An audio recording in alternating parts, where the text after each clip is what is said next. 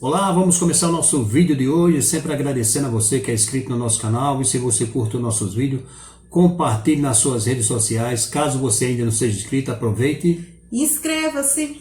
Vamos ler uma palavra aqui e fazer uma pequena reflexão. 1 Reis 13, versículo 1 em diante. Eis que por ordem do Senhor veio de Judá a Betel um homem de Deus. E Jeroboão estava junto ao altar para queimar incenso.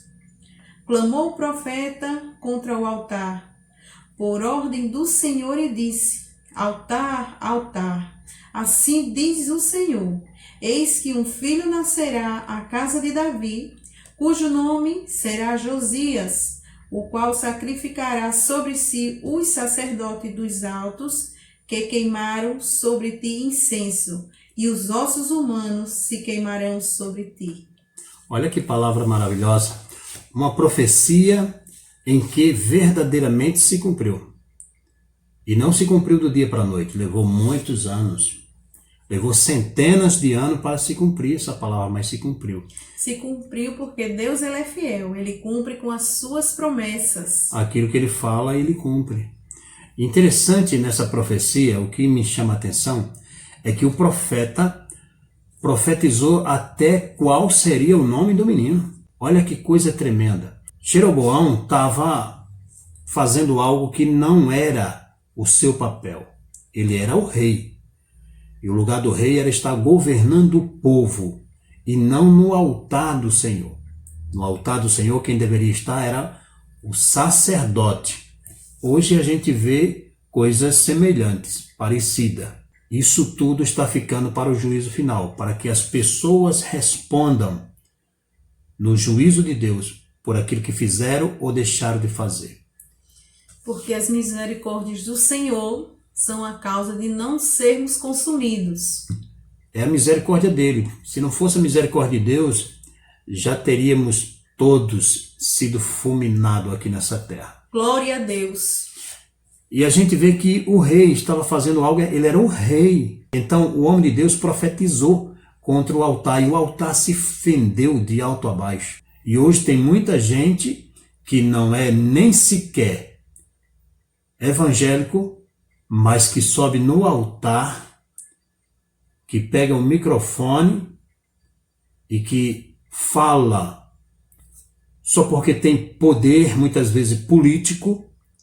Essa pessoa tem direito a subir no altar do Senhor, como se fosse um escolhido de Deus, para pregar para o rebanho, e acha que vai ficar por isso mesmo, e não vai. Assim também, naquele tempo, como o rei que foi para o altar, foi oferecer incenso, pensando que porque ele era rei, ele tinha poder de fazer aquilo, ia ficar por aquilo mesmo, Deus profetizou contra ele. E o altar fendeu de alto a baixo. Mas o mais interessante é que quase 300 anos depois, essa profecia se cumpriu. O rei Josias, com apenas 8 anos de idade, ele assume o trono, ele entra no templo, ele faz uma reforma, e tudo aquilo que ele propôs no seu coração teve a aprovação de Deus. E o Senhor aprovou cada uma das escolhas que Josias fez. No livro dos Reis de Israel, no capítulo 13, nos conta que um homem de Deus profetizou acerca do nascimento de Josias. Esse menino, ele vinha para trazer uma transformação na nação de Israel no tocante à ministração do serviço do Senhor, da obra do Senhor, e colocar em ordem tudo aquilo que estava desorganizado. As pessoas já tinham até esquecido da profecia, mas quase 300 anos depois, Deus cumpriu. O nosso Deus, ele é grande, ele cumpre com o que ele fala. Com apenas 8 anos de idade, o menino assume o trono e ele faz uma reforma em Jerusalém, principalmente no templo. Ele começa fazendo uma reforma no templo. E por onde foi que esse menino começou a fazer essa reforma? Josias tomou um susto quando entrou no templo e viu o templo sujo, cheio de teia de aranha. E o que mais assustou ele foi quando ele encontrou ossos humanos dentro do templo. Josias perguntou àqueles que estavam com ele: de quem são esses ossos? E eles disseram: o teu avô e o teu pai, quando eram reis, ele trazia os ossos dos soldados que iam para a batalha, depositava na casa do Senhor, para que quando ele saísse para a guerra novamente, ele trazia os soldados e mostrava a eles: se você não lutar e ser um vencedor, você vai virar cadáver. Era para encorajar os soldados quando saísse para a guerra. Mas se você for um derrotado, você vai virar apenas mais um osso aqui nesse depósito no templo do Senhor. Então Josias mandou tirar todos aqueles ossos do templo e mandou queimar. Depois que tiraram aqueles ossos e queimaram, ele continuou fazendo a reforma no templo. Antes de fazer a reforma ministerial, ele começou a fazer a limpeza dentro do templo. Quando ele descia os degraus do templo, no último degrau, segundo os historiadores, ele encontrou mais ossos. E ele perguntou: de quem são esses ossos? Por que esses ossos estão aqui? E alguém falou para ele: Senhor, este aqui foi o homem de Deus que pregou contra o altar e profetizou o teu nascimento. Há quase 300 anos atrás, ele profetizou que o Senhor ia nascer, que o Senhor seria o rei e que o seu nome se chamaria Josias. E sabe qual foi a reação do rei Josias? Então, se ele profetizou que eu hoje ia fazer isso, então pegue os ossos dele e enterre, porque a casa do Senhor não é lugar de morto, é lugar de vivo. Certamente tem muita gente que no lugar de Josias teria feito o contrário. Josias pegou e honrou aquele profeta, enterrando os ossos dele e não queimando juntamente com os ossos daqueles soldados. Porque na casa do Senhor é lugar de profeta vivo e não de profeta morto. Na casa do Senhor é lugar de pessoas vivas e não de pessoas mortas. Será que nós estamos sendo profetas vivos na obra do Senhor? Ou nós apenas estamos sendo ossos daquilo que um dia foi um profeta que profetizou, que aconteceu, que se cumpriu, e não passamos de osso seco? Que Deus tenha de misericórdia de cada um de nós. Presta atenção nisso aqui. Não se muda uma nação mudando o ministro de STF. Não se muda uma nação mudando o presidente da Câmara dos Deputados. Não se muda uma nação mudando o presidente do Senado Federal. Não se muda uma nação mudando um presidente da República. Porque tem muita gente que acredita que o que muda o país são reformas. Reforma da Previdência, reforma administrativa, reforma tributária. Só é o que a gente escuta hoje no rádio e na TV, no jornal, todos os dias. É a mudança do país, o país vai mudar. Pode fazer quantas reformas quiser. A promessa da reforma da Previdência seria um estouro que mudaria para sempre. Não aconteceu nada. Pode fazer a reforma política que quiser.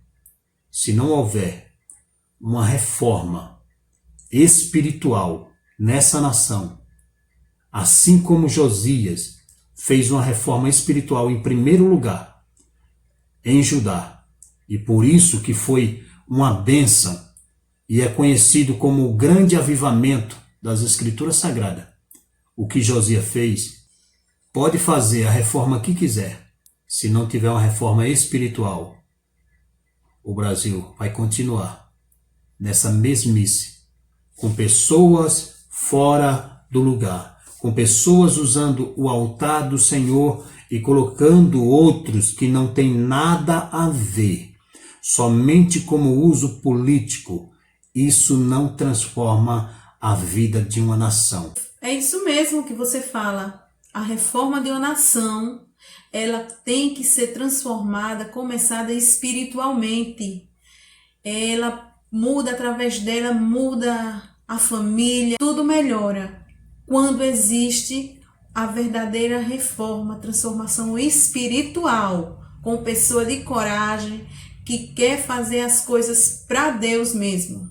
Quem é que não lembra de Daniel? Nabucodonosor estava no trono, mas através das orações de Daniel as coisas foram mudadas, porque um homem de Deus, um homem que não temia e um homem que falava a verdade, doa quem doer. E Deus estava com ele em todos os momentos. Da mesma forma, não houve no tempo de Jeremias, porque o povo não deram ouvido a Jeremias, mas ele permaneceu fiel. Houve toda aquela transformação. Se você ler o livro, você vai encontrar que Jeremias sempre manteve a mesma espiritualidade. E por isso ele não foi levado cativo igual aos outros. Quem é que não conhece a história de Esther, né? Uma mulher que permaneceu firme e lutou por uma reforma espiritual e conseguiu, convocando um jejum, e esse jejum deu libertação ao povo. A mudança de uma nação, a mudança de um povo não está baseada em reforma da Previdência, em reforma política, em reforma administrativa, em troca de ministro, em impeachment de presidente, não está em mudança de presidente do Senado e nem da Câmara. Pode fazer o que quiser, se não houver uma consciência espiritual naqueles que se dizem servo do Senhor, para verdadeiramente pedir para que Deus possa tomar o controle dessa nação e possa governar o nosso país, não adianta. Pode trocar quem quiser, pode trocar quantos presidentes quiser. O Brasil só muda no dia em que verdadeiramente venha dizer: essa nação pertence ao Senhor Jesus, essa nação é a nação cristã, porque a gente se diz um país cristão, mas que verdadeiramente até hoje não tem agido como cristão. A gente vê aí, né? Tá aí na Bíblia várias e várias histórias. Umas que fizeram a reforma deu certo, outras que não fizeram. Exemplos aí para você ver como devemos fazer. A verdadeira reforma começa dentro de nós. Quando a gente reforma a nossa mente e procuramos ter a mente de Cristo, aí sim as coisas andam, a nação anda. Quando o povo tiver consciência, quando houver uma reforma espiritual, a gente vai aprender a votar direito, a gente vai aprender a colocar tudo no seu devido lugar, dar honra a quem honra, não sair batendo palma para todo mundo por aí afora. E assim nós vamos aprender a orar por todos que estiverem no poder na nossa nação, governando. Orar pelo prefeito da cidade, orar pelo vereador, orar pelo deputado estadual, deputado federal, senador, pelo presidente da república. Aquele que tem a mente de Cristo, ele não clama por um partido, ele clama por quem estiver na direção da cidade, do estado, da nação, independente qual seja o partido, porque o partido do governante é o nosso partido, é o partido do povo de Deus, que vai orar e pedir a Deus para que abençoe aquele homem. Não... A gente não vai pedir por um partido, Senhor, aquele partido que seja o vencedor, isso aqui. Não, porque tem coisas que não dá para orar. Já imaginou se vai jogar dois times de futebol? De um lado tem um torcedor do Santos e outro do Palmeiras que disputaram agora a Libertadores da América. Imagine o torcedor do Palmeiras orando, pedindo para Deus fazer com que o Palmeiras seja campeão. E o torcedor do Santos pedindo para Deus abençoar que o Santos seja campeão. Não existe isso. Não existe. Esse tipo de oração não existe. Não tem valor. Da mesma forma como não tem valor a gente ficar orando para que esse partido ganhe, para que aquele candidato ganhe, para aquele outro. Quem ganhar, a gente tem que orar para que Deus possa transformar a mente dele, o coração dele, para que ele trabalhe em favor da nação. Interessante é que muitos de nós, né, do povo evangélico, não está interessado em saber das notícias. Bom é que você saiba de todo tipo de notícia, para você saber como orar, porque hoje a gente não pode apenas orar sem saber o motivo, a direção da oração, você tem que saber por que está orando. Porque aí você vai saber orar pela nação, vai saber, vai estar por dentro de tudo.